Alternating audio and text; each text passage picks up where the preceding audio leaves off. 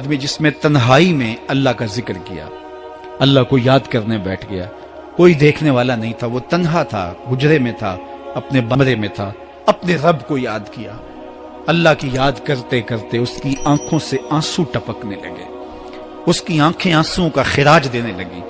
تو میرے اور آپ کے آقا و مولا نے فرمایا کہ یہ آنسو اتنے قیمتی ہیں، ان آنسوں کے بدلے میں قیامت کے دن اسے عرش الہی کا سایہ نصیب ہوگا، عرش الہی کا سایہ اسے نصیب ہوگا ان آنسوں کے بدلے میں۔ رومی علیہ رحمہ فرماتے ہیں جہاں پانی گرتا ہے وہاں سبزہ اگتا ہے، جہاں آنسو گرتے ہیں وہاں رحمت اترتی ہے۔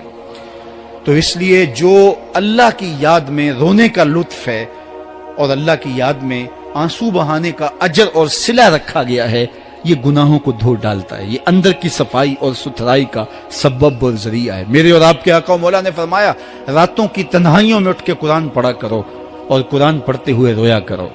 پھر فرمایا فَإِلَّمْ تَبْكُوا فَتَبَاكُوا، اگر رونا نہ آئے تو رونے کی کوشش کیا کرو۔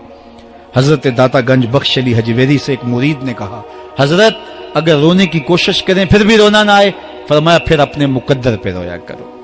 تم اتنے سنگ دل ہو گئے ہو کہ تمہاری آنکھیں آنسوں کا خراج نہیں دیتی۔ جو رونا نہیں جانتا وہ اللہ کی رحمتوں کو اور اللہ کی کرم نوازیوں کو کیسے سمیٹ پائے گا؟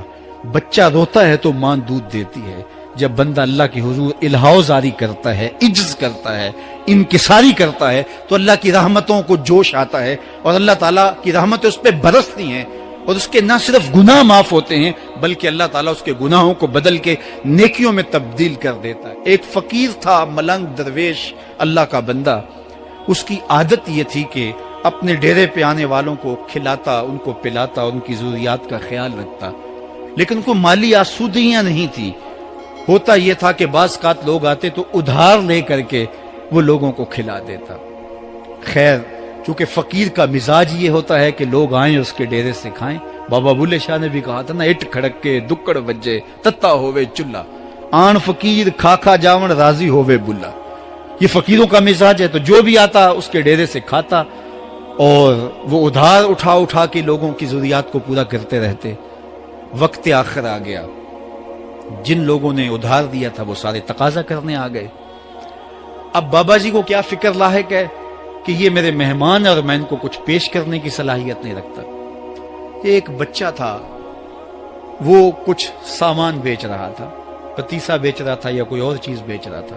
اس نے گلی سے گزرتے ہوئے آواز لگائی، خادم کو کہے سے بلا کے لاؤ، کہا تم بیچ رہے ہو تو میرے مہمانوں کو کھلا دو۔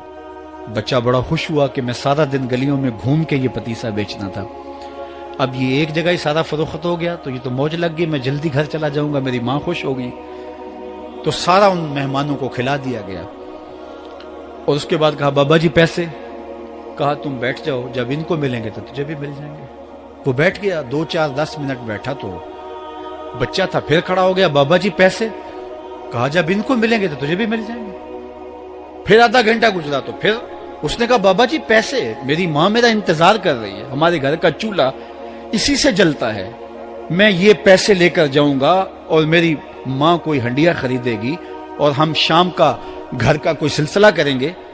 کہا بیٹا جب ان کو ملے گا تو تجھے بھی مل جائے گا۔ بچے نے رونا شروع کر دیا، یتیم بچہ تھا، اس کا سارا آسرا یہی تھا، اس نے رونا شروع کر دیا۔ جب بچہ رویا اللہ کی رحمت کو جوش آیا۔